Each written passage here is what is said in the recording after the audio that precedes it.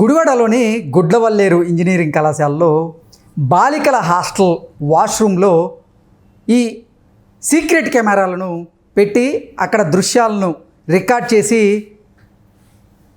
Dark వెబ్కి అమ్ముతున్నారు విజయ్ అనేటువంటి యువకుడు అంటూ నిన్న కొంతమంది అతని మీద దాడి చేసి విద్యార్థులు ఇప్పుడు అక్కడ ఆందోళన చేపడుతున్నటువంటి నేపథ్యంలో అక్కడ ఎస్పీ అలాగే ఆ కళాశాలకు చెందినటువంటి వార్డెన్లు మాత్రం అక్కడ సీక్రెట్ కెమెరాలు ఏమీ లేవు అంటూ వారు ఒక వర్షన్ చెప్తుంటే విద్యార్థినులు మాత్రం అక్కడ సీక్రెట్ కెమెరాలు ఉన్నాయి, మేము వాష్రూమ్కి వెళ్ళినటువంటి దృశ్యాలను రికార్డ్ చేసి ఆ వీడియోలను డార్క్ వెబ్కి అమ్మేస్తున్నారు అనేటువంటి ఆరోపణలు వారు చేస్తున్నటువంటి నేపథ్యంలో అసలు దేంట్లో వాస్తవం ఉంది అనేది మనం విశ్లేషణ చేసుకునేటువంటి ప్రయత్నం చేద్దాం. ప్రస్తుతం మనతో పాటు ఉన్నారు ప్రముఖ సామాజికవేత్త, ప్రముఖ రాజకీయ విశ్లేషకులు కృష్ణకుమార్ గారు. మేడంతో మాట్లాడదాం. మేడం నమస్తే. మేడం, గుడ్లవల్లేరు ఇంజనీరింగ్ కళాశాలలో గర్ల్స్ హాస్టల్లో వాష్రూమ్లో ఈ సీక్రెట్ కెమెరాలను అమర్చారు అంటూ నిన్న విద్యార్థులు పెద్ద ఎత్తున ఆ కళాశాలలో అలా ఆందోళనలకు దిగి విజయ్ అనేటువంటి యువకుడిని చితకబాదినటువంటి నేపథ్యంలో దీని మీద భిన్న కోణాలు అయితే వెలుగులోకి వస్తూ ఉన్నాయి. ఒకరేమో అసలు అక్కడ సీక్రెట్ కెమెరాలు లేవు అంటూ ఖండిస్తూ ఉంటే విద్యార్థులను మాత్రం అక్కడ సీక్రెట్ కెమెరాలు పెట్టారు, ఆ దృశ్యాలను రికార్డ్ చేసి డార్క్ వెబ్కి అమ్మేస్తున్నారు అనేటువంటి ఆరోపణలు వారు చేస్తూ ఉన్నారు. వీరిద్దరిలో ఎవరిది వాస్తవం అంటే ఏం చెప్తారు? ఇప్పుడు జరిగినట్లుగా చెప్పుకోవాల్సినంత అవసరం విద్యార్థులకు లేదు. జరిగింది వాస్తవం అక్కడ. ఇంకా కాలేజీ వాళ్ళు అలా ఎందుకు చెప్తున్నారు అంటే ఎవరినో రక్షించడానికే ఇదంతా చెప్తున్నట్లు ఒకటి. రెండోది కాలేజీ ప్రతిష్ట ఎక్కడ పోతుందో అనే ఒక దాని గుడ్ విల్ని కాపాడుకోవటం కోసం వాళ్ళు పడరాని పాటలు పడుతున్నారనేది వాస్తవం. అసలు ఇప్పుడు ఈ అబ్బాయి విజయ్ ఎవరైతే ఉన్నాడో ఇతను ఒక్కడే కాదు, ఇతనికి ఒక గ్యాంగ్ ఉంది. ఆ గ్యాంగ్ చేసే పనులు ఇలాంటివి. ఇప్పుడు ఈ అబ్బాయి దొరికాడు, ఇప్పుడు ఈ అబ్బాయిని పట్టుకుంటే మిగతా గ్యాంగ్ బయటికి రావడం పెద్ద కష్టమేమీ కాదు. ఇప్పుడు ఈ అబ్బాయి ఎవరైతే ఉన్నాడో ఈ విజయ్ అతనుకున్న ఒక గర్ల్ ఫ్రెండ్ని ఓయో రూమ్కి తీసుకొని వెళ్ళి అక్కడ వాళ్ళ వ్యక్తిగతమైన దృశ్యాలని కొన్నిటిని కెమెరాలో సీక్రెట్ కెమెరా ద్వారా బంధించి ఆ అమ్మాయిని వాటిని చూపించి బ్లాక్మెయిల్ చేశాడు అనేది వాస్తవం. బ్లాక్మెయిల్ చేస్తే ఆ అమ్మాయే గర్ల్స్ హాస్టల్లో పెట్టగలిగింది అనేది వాస్తవం ఇక్కడ. ఎందుకంటే గర్ల్స్ హాస్టల్కి వెళ్ళి కెమెరాలు పెట్టేంత తీరిక అంటే అంతటి అవకాశం వేరే అబ్బాయిలకి దొరకదు. ఎందుకంటే గర్ల్స్ హాస్టల్లోకి అక్కడ ఒక గేట్ వేసి ఉంటుంది. అంటే ఎవరన్నా ప్రత్యేకంగా రప్పించుకోవాలి అనుకుంటే అది వేరే విషయం. కానీ ఇప్పుడు ఆయేషా మీరా కేసు ఉంది, ఆ కేసులో ఏం జరిగింది, ఆ వార్డెన్ సహాయంతో వేరే దుండగులు రాగలిగారు. కానీ ఇక్కడ వార్డెన్ సహాయం అవసరం లేకుండానే ఈ అమ్మాయి ద్వారానే అక్కడ కెమెరాలు పెట్టడం జరిగిందని చెప్తున్నప్పుడు ఇవి మళ్ళీ ఈ వీడియోల్ని 100 రూపాయల నుంచి 1000 రూపాయల మధ్యలో వేరుశనక్కాయలు అమ్మినట్టు అమ్ముతున్నారు అనేది కూడా వచ్చింది డార్క్ వెబ్లో. మరి దీనికి ఏంటి చెప్తారు సమాధానం? ఏమీ తీయకపోతే ఏం అమ్ముతున్నట్టు? వాళ్ళు ఖాళీ వీడియోలు అమ్మితే కొనుక్కునే పిచ్చోళ్ళు ఉన్నారా ఈరోజు? ఇది జరిగింది వాస్తవం. ఇప్పుడు వాళ్ళు ఏంటంటే కాలేజీ పరువు ప్రతిష్టల కోసం వాళ్ళు ఏదో చెప్తారు. అంటే కాలేజీ పరువు ప్రతిష్టల కోసం వారు దీన్ని తప్పుదోవ పట్టించే ప్రయత్నం చేస్తున్నారా, లేదంటే ఆ విద్యార్థిని ఎవరైతే ఉన్నారో ఆ విద్యార్థిని తండ్రి ఒక పొలిటీషియన్ కాబట్టి ఆ విద్యార్థిని తండ్రి కూడా కాలేజీ యాజమాన్యాన్ని మా కూతురు పేరు బయటకు వస్తే మీ కాలేజీని నేను ఊరుకోను అంటూ ఆయన బెదిరింపులకి పాల్పడ్డారు, అందుకే వారు దాచేటువంటి ప్రయత్నం చేస్తున్నారు అనేటువంటి వార్తలు కూడా బయటకు వస్తూ ఉన్నాయి. ఇప్పుడు ఇక్కడ ఎవరో చిన్నపిల్లలు లేరండి బెదిరిస్తే భయపడిపోవటానికి. ఇప్పుడు కాలేజీ అనేది అది ఒక పెద్ద ఇన్స్టిట్యూషను. ఒక సంస్థ, ఒక వ్యవస్థ ఇంపార్టెంటా, బలమైందా అంటే ఒక వ్యక్తి కన్నా సంస్థే గొప్పది, ఎప్పుడైనా బలమైంది కూడా. ఒక సంస్థ బెదరటం ఏంటండి? ఎవరికైనా చిన్నపిల్లలకి చెప్పాలి, డ్రగ్ కేసు పెట్టిస్తాను మీ మీద, మీ కాలేజీ మీద అంటూ బెదిరించాడు అనేటువంటి ఆరోపణలు కూడా వస్తున్నాయి. ఏం చేసినా సరే ఇప్పుడు బయట పెట్టారు అనుకోండి, వాళ్ళు ఏం చేయగలుగుతాడు? బయట పెట్టాక ఇంకేం చేస్తాడు? ఆధారాలతో సహా బయట పెడితే ఏం చేస్తాడు? ఇప్పుడు అసలు రేపు ఆ విజయ్యే చెప్తాడు అనుకోండి ఆ అమ్మాయి పేరు, ఆ అబ్బాయిని ఏం చేస్తాడు? అప్పుడు కూడా కాలేజీని మీద డ్రగ్స్ కేసు పెడతాడా? ఇప్పుడు విజయ్ మీద కూడా డ్రగ్స్ కేసు పెడతాడా? ఎంతమంది మీద పెడతాడు కూతురు కోసం? ఈ కథలు చెప్తే ఎవరు నమ్మే రోజులు కాదండి. కథలు చెప్పటం మానేసి అసలు ఇప్పుడు ఏంటి చెయ్యాలి, ఇప్పుడు ఈ జరిగిన దానికి ఏంటి చెయ్యాలి అనేది చూడాలి. ఇప్పుడు అసలు ఎందుకు ఇది జరిగింది అనేది చూడాలి. రేపు జరగకుండా ఏం చెయ్యాలి అనేది చూడాలి. అంతేగాని రాజకీయ నాయకుడు చెప్పాడా? రాజకీయ నాయకుల ప్రోత్సాహాలు ఎప్పుడూ ఉంటాయి, వాళ్ళ బెదిరింపులు ఉంటాయి అని చెప్పి వాళ్ళ కోసం సమాజం లేదు, సమాజం కోసం వాళ్ళు ఉన్నారు. ఇప్పుడు ఒక అమ్మాయి మీ అమ్మాయి పరువు గురించి మీరు ఆలోచిస్తే మరి 300 వీడియోలు ఉన్నాయంట. ఆ అమ్మాయిలందరికీ పరువు లేదా? మీ అమ్మాయికి ఒక్కదానికే పరువు ఉందా? అందుకని అట్లాంటి వాళ్ళని కూడా తీసుకెళ్ళి లోపల వేయాలి. అప్పుడు బుద్ధి వస్తుంది. ఇప్పుడు ఆ బుద్ధి జ్ఞానం లేకనే ఆ రాష్ట్రం అట్లా తయారైంది. సిగ్గేస్తుంది ఆ రాష్ట్రం పేరు చెప్పాలంటే. మేడం, ఆ జిల్లాకు చెందినటువంటి ఎస్పీ కూడా ఆ కళాశాలను సందర్శించిన తర్వాత అసలు ఇక్కడ సీసీ కెమెరాలు లేవు, సీక్రెట్ కెమెరాలు లేవు అంటూ ఆయన చెప్తున్నటువంటి నేపథ్యంలో అసలు ఏంటి, కొంతమంది ఏమో అదంతా వాస్తవం కాదు అనేటువంటి ప్రచారాన్ని తెర మీదకి తీసుకొస్తున్నారు. కొంతమంది ఏమో విద్యార్థులను మాత్రం మాకు అసలు రక్షణ లేదు అంటూ వారు ఆవేదన వ్యక్తం చేస్తున్నారు. అసలు సీసీ కెమెరాలు లేవు అన్నదానికి ఆ కాలేజీని శిక్షిస్తాను. ఫస్ట్ బాత్రూంలో సీసీ కెమెరాలు పెట్టమని కాదు అర్థం, రూముల లోపల సీసీ కెమెరాలు పెట్టమని కాదు, కారిడార్లో సీసీ కెమెరాలు ఉండాలి. ఇప్పుడు మన కలకత్తా ఘటన గురించి అదే కదా మాట్లాడుతున్నాము. అక్కడ ఎందుకు అసలు సీసీ కెమెరాలు లేవని ప్రశ్నిస్తున్నాం కదా.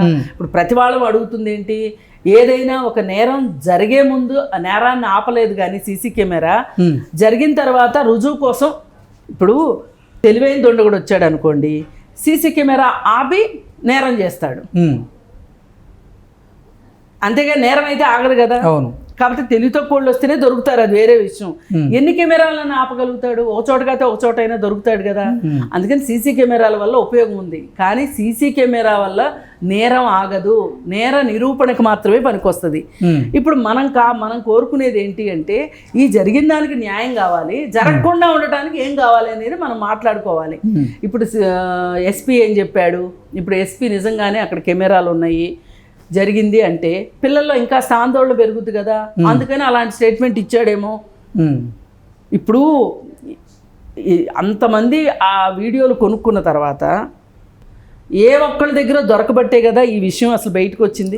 లేకపోతే ఎవరికైనా కల వస్తుందా? ఇంకొకటి, వారం రోజుల క్రితమే ఇది వెలుగులోకి వచ్చినప్పటికీ ఇప్పటి వరకు మీడియాకి ఎందుకు ఈ విషయం పొక్కలేదు అనేది కూడా ఒకంత ప్రశ్నార్థకంగా అయితే మారింది. ఇప్పుడు మీరు రాజకీయ నేత అంటున్నారు కదా, అతని ప్రోద్బలంతో యాజమాన్యం ఎవరికి చెప్పుండదు. కానీ పిల్లలకు తెలిసి పిల్లలు ఉద్యమం చేయటం మొదలెట్టాక సోషల్ మీడియాలోకి వచ్చేసింది, ప్రెస్కి వచ్చేసింది. ఇంక ఇప్పుడు ఎవరు ఆపగలుగుతారు? ఏదైనా 2 రోజులు ఆపుతారు, 3 రోజులు ఆపుతారు, మొత్తం ఆపలేరు కదా. ఇప్పుడు ఆ రాజకీయ నేత కూడా ఎంత బెదిరించినా వాళ్ళ అమ్మాయి పేరు రాకూడదు అనుకున్నా ఎక్కువ కాలం ఆపలేరు, తాత్కాలికమే ఏదైనా సరే. ఇప్పుడు సూర్యోదయాన్ని ఎంతసేపు ఆపుతాం? ఆపలేం కదా. ఓ పావు గంట లేట్ అవుద్ది, ఒక అరగంట లేట్ అవుద్ది, మేఘాలన్నీ ఉంటే ఇంకొక గంట లేట్ అవుతుంది, ఆ తర్వాత అయినా వచ్చిందిగా సూర్యోదయం. నిజం కూడా అంతే, వాస్తవం కూడా అంతే. వాస్తవాలు బయటకు వచ్చేదే, అందులో ఏమి డౌట్ లేదు. కాకపోతే అసలు ఈ పిల్లలు ఈ విజయ్ తాలూకు మనుషులు ఎందుకు చేశారు? అలాగే ఈ అమ్మాయిని ఓయో రూమ్కి తీసుకెళ్ళడం వెనకమాల ఈ అమ్మాయి సమ్మత లేకుండా అయితే ఉండుండదు. ఆమె ఏం బాలిక కాదు, మేజరే. వాళ్ళు వెళ్ళిన మాట వాస్తవం, అది వీడియో తీసి ఆ అమ్మాయిని బెదిరించిన మాట వాస్తవం. అసలు ఇలా జరగటానికి ఎందుకు జరిగింది అనేది మనం ఒకసారి విశ్లేషించుకోవాలి. ఇప్పుడు ఆ రాష్ట్రంలో పరిస్థితి ఎలా ఉందంటే, గత 5 సంవత్సరాల వైసీపీ పాలనలో గంజాయి విచ్చలవిడిగా దొరుకుతుంది. ఇక సిగరెట్లు మద్యం అంటారా, ఎప్పటి నుంచో ఉన్నదే అది. దానికి తోడు ఈ స్మార్ట్ ఫోన్లు ఎక్కువైపోయినాయి. అది వైసీపీ వల్ల వచ్చిందని నేను అనను, మామూలుగా స్మార్ట్ ఫోన్లు ఎక్కువైపోయినాయి. ఈ ఎక్కువైపోయిన తర్వాత ఇవన్నీ వచ్చేసిన తర్వాత ఇప్పుడు ఈ ముందు మనం మాట్లాడుకున్నట్టు గంజాయి, డ్రగ్స్, సిగరెట్లు, మద్యము, అలాగే డబ్బులు ఉన్న వాళ్ళు విచ్చలవిడిగా డబ్బులు ఖర్చు పెట్టడము, ఇవన్నిటితో పాటు ఇవాళ స్మార్ట్ ఫోన్ అనేది ఒకటి, అంటే అసలే కోతి కళ్ళు దాగింది అన్నట్లు తయారైపోయింది. ఇక వీళ్ళు ఇవన్నీ ఉన్నాయి కాబట్టి వీటన్నిటిలో కొన్నిటినైనా మనం అరికట్టగలం. ఇప్పుడు గంజాయి తీసుకున్న తర్వాత వాళ్ళు విచక్షణ జ్ఞానం కోల్పోతారు, ఉచితాలు మర్చిపోతారు. ఒక్కొక్కసారి అసలు వాళ్ళు ఏం చేస్తున్నారో ఎందుకు చేస్తున్నారో తెలియనంత మైకంలోకి వెళ్ళిపోయే పరిస్థితి ఉంటుంది. ఆ సందర్భంగానే నేరాలు జరుగుతున్నాయి. మరి వీళ్ళు అలవాటు చేసేటప్పుడు కూడా ఒక టార్గెట్గా ఒక అమ్మాయికి గంజాయి అలవాటు చేయటం, ఆ అమ్మాయి గంజాయి తీసుకున్న ఫోటోని వీళ్ళ దగ్గర పెట్టుకోవటం, ఆ ఫోటోని చూపించి ఆ అమ్మాయిని లైంగికంగా వేధించటం, మళ్ళీ ఇది ఎవరికన్నా చూపిస్తాము అని చెప్పి ఆ అమ్మాయి దగ్గర డబ్బులు తీసుకోవటం, ఇదంతా చాలా పరిపాటిగా జరుగుతుంది. అసలు ఇంజనీరింగ్ విద్యార్థుల్లోనే కాదు, ఇప్పుడు ఈ మధ్య హైదరాబాద్లో ఒక మైనర్ బాలికని 8 మంది కలిసి ఆ అమ్మాయికి ఫస్ట్ ఒకడే ఫ్రెండ్ అనుకోండి, వాడు గంజాయి అలవాటు చేసి ఆ అమ్మాయికి ఒక స్మార్ట్ ఫోన్ కొనిచ్చి గంజాయి అలవాటు చేసి ఆ అమ్మాయి స్మార్ట్ ఫోన్లో మునిగిపోతే వాడు దాన్ని అడ్వాంటేజ్గా తీసుకొని గంజాయి తీసుకున్న టైంలో అంటే తన అధీనంలోకి తెచ్చుకోవడానికి స్మార్ట్ ఫోన్ కొనిచ్చాడు, తర్వాత గంజాయి అలవాటు చేశాడు, తర్వాత లైంగికంగా వేధించాడు, వాడి ఫ్రెండ్స్ వేధించి అవన్నీ వీడియోలు తీసి పెట్టుకొని ఆ అమ్మాయిని బెదిరించి ఒకళ్ళ తర్వాత ఒకళ్ళు చేస్తే అమ్మాయి ప్రెగ్నెంట్ అయింది. ఇప్పుడు 8 మంది లైంగికంగా వేధించారు. ఎవరి ద్వారా ప్రెగ్నెంట్ అయిందంటే ఎవరు చెప్తారు? వీళ్ళల్లో ముగ్గురు మైనర్లు ఉన్నారు, 3 మేజర్లు ఉన్నారు, ఇట్లా రకరకాలుగా ఉంది. ఇంత చేసి ఆ పిల్ల మైనరు. ఏం చెప్తాం చెప్పండి? ఇక్కడ గంజాయి ఒక కారణం అయింది, ఇంకొక పక్క స్మార్ట్ ఫోన్ ఒక అయింది, పైగా ఆ అమ్మాయి పేదరికంలో ఉంటాం. ఇప్పుడు 12 ఏళ్ళ అమ్మాయి ఇంట్లో ఎందుకుంది? వాళ్ళ అమ్మ పనికి వెళ్ళినప్పుడు కదా జరిగింది ఇదంతా. ఇంట్లో ఎందుకుంది చదువుకోకుండా? అంటే పేదరికం. ఇట్లా ఒక్కొక్క రకం నేరానికి ఒక్కొక్క కారణాలు ఉన్నాయి. ఇప్పుడు ఆ ఇంజనీరింగ్ కాలేజీలో జరగటానికి మటుకు ఒకటే కారణం, గంజాయి, స్మార్ట్ ఫోను, అలాగే భయము భక్తి లేకపోవటం. ఓకే, వీటన్నిటి వల్ల జరిగింది. ఇప్పుడు ఆంధ్రప్రదేశ్ ప్రభుత్వం ఎటువంటి చర్యలు తీసుకుంటుంది మేడం దీనిపైన? ఆంధ్రప్రదేశ్ ప్రభుత్వం ఏం చర్యలు తీసుకోవాలి అంటే, ఇప్పటికిప్పుడు వాళ్ళు చేయాల్సింది ఏంటంటే, ఈ కేసులో ఈ వీడియోలు తీయడము, వాటిని చూపించి బెదిరించటము, అలాగే వేరే వాళ్ళవి కూడా వీడియోలు చేయటము, ఈ కార్యక్రమం అంతా నిర్భయ చట్టం కిందకు వస్తుంది. దీనిలో ఎవరెవరైతే ఉన్నారో వాళ్ళందరి మీద నిర్భయ చట్టం పెట్టాల్సిందే. ఇక ఇందులో సందేహం లేదు, తత్తరపాటు లేదు. ఓకే, దిశ చట్టం కింద వస్తాయి అంటారు? దిశ లేదండి, అసలు దిశ అనేది చట్టమే లేదు. నిర్భయ చట్టం మన దేశంలో ఉన్నది, దేశం మొత్తానికి ఉన్నది నిర్భయ చట్టం. దిశ చట్టం అనేది అదొక బోగస్ చట్టం. జగన్మోహన్ రెడ్డి ఒక కబుర్లు కాకరకాయలు చెప్పి దిశ చట్టం అని చెప్పాడు. దానికి చట్టబద్ధత లేదు, దిశ పోలీస్ స్టేషన్లు లేవు, వాటి గురించి మాట్లాడొద్దు. ఇంకా ఉన్నది నిర్భయ చట్టం. నిర్భయ చట్టం ప్రకారం ఆ అబ్బాయి చేసిందే నేరం. అతనికి ఎవరైనా సహకరించినా వాళ్ళు నేరస్తులే. ముందుగా అతని పైన నిర్భయ చట్టం పెట్టి అతన్ని శిక్షిస్తే కానీ ఇది కూడా చాలా త్వరితగతిన జరగాలి. ఓకే, అలాగే ఇది జరిగిన దానికి ఇది ఇక జరగబోయే విషయంలో విస్తృత స్థాయిలో ఈ నిర్భయ చట్టం గురించి కావచ్చు, మహిళలపైన వేధింపులకు సంబంధించిన ఎన్ని చట్టాలుంటే అన్ని చట్టాల గురించి అవగాహన కల్పించాలి. ఓకే, అలాగే గంజాయిని పూర్తిగా రాష్ట్రంలో లేకుండా నిర్మూలించాలి.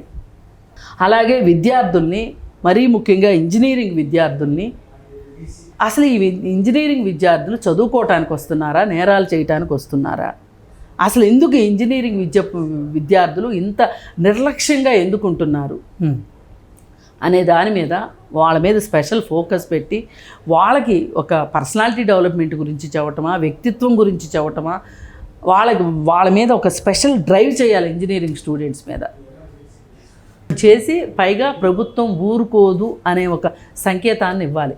ఇప్పుడు పోయినసారి ప్రభుత్వం ఉంది, మనం ఎందుకు పదే పోయినసారి ప్రభుత్వం గురించి మాట్లాడుకుంటున్నాం? ఒక Gorantla Madhav nude phone calls చేసిన, అలాగే ప్రముఖమైన రాజకీయ నాయకులు మహిళలపైన లైంగిక వేధింపులకు పాల్పడ్డ ఎమ్మెల్సీ అనంతబాబు ఇవి కూడా ఈ మధ్య రిలీజ్ అయినాయి కొన్ని. అలాగే ఇప్పుడు ఈ జత్వానీ కేసులో పొలిటీషియను తన న్యూడ్ ఫొటోస్ ఆమెకు పంపటం, ఇలాంటివన్నీ కూడా చేసినా సరే వాళ్ళని శిక్షించట్లేదు కాబట్టి మమ్మల్ని కూడా శిక్షించరు అనే ఒక చౌకబారు ఉద్దేశం ప్రజలకు వచ్చేసింది. చట్టాల పట్ల గౌరవం లేదు, నమ్మకం అంతకంటే లేదు. వీటన్నిటి వల్ల ఇన్ని కారణాలు ఉన్నాయి. ఈ కారణాలన్నిటినీ మనం ఒక్కొక్కటి ఛేదించుకుంటూ వెళ్తే కానీ ఈ మార్పు సాధ్యం కాదు. అది కొంచెం ఎక్కువ టైమే పట్టనివ్వండి. కానీ అన్ని రాజకీయ పార్టీలు ఒక తాటి మీదకి వచ్చి పిల్లలు స్త్రీలకి సంబంధించిన సమస్యల మీద స్పందించే విషయంలో కావచ్చు, చర్యలు తీసుకునే విషయంలో కావచ్చు, కలిసికట్టుగా పనిచేస్తేనే ప్రజల్లో మార్పు వస్తుంది. ఓకే, ఇది ప్రభుత్వాలు మాత్రమే చేయగలవు. ప్రభుత్వాలు ఏమైనా ఒక కార్యాచరణ తీసుకుంటే మనం ప్రచారం చేయగలుగుతాం. అంతేగాని మనం ఏమి కార్యాచరణ తీసుకుని మీరు ప్రచారం చేయండి అని వాళ్ళని అడగలేం కదా. యంత్రాంగం అంతా వాళ్ళ దగ్గర ఉంటుంది. పైగా ఈ సీసీ కెమెరాల మీద అలాగే సీక్రెట్ కెమెరాల మీద నియంత్రణ చాలా అవసరం. ఎవరంటే వాళ్ళకి ఈ సీక్రెట్ కెమెరాలు దొరకకుండా చూసుకోవాలి. దీనిలో ఏమాత్రం రాజకీయ జోక్యం వచ్చినా కల్పించుకోనివ్వకోకుండా పకడ్బందీ చర్యలు తీసుకుంటేనే ఇవాళ ఏదో ఒక ఆశ ఈ ప్రభుత్వం మీద. ఓకే, ఈ ప్రభుత్వం దానికి తగ్గట్లుగా పనిచేస్తే ప్రజల ఆశల్ని ఆకాంక్షల్ని నెరవేర్చినట్లు. లేదు అంటే పిల్లల్ని ఆడపిల్లల్ని బయటికి పంపాలంటేనే భయపడే రోజులు వచ్చేటట్లుగా చేస్తున్నారు. ఒకరిపైన ఒకరు పోటీ పడి ఆ వాతావరణం మారాలని కోరుకుందాం. Okay madam, thank you so much. Thank you.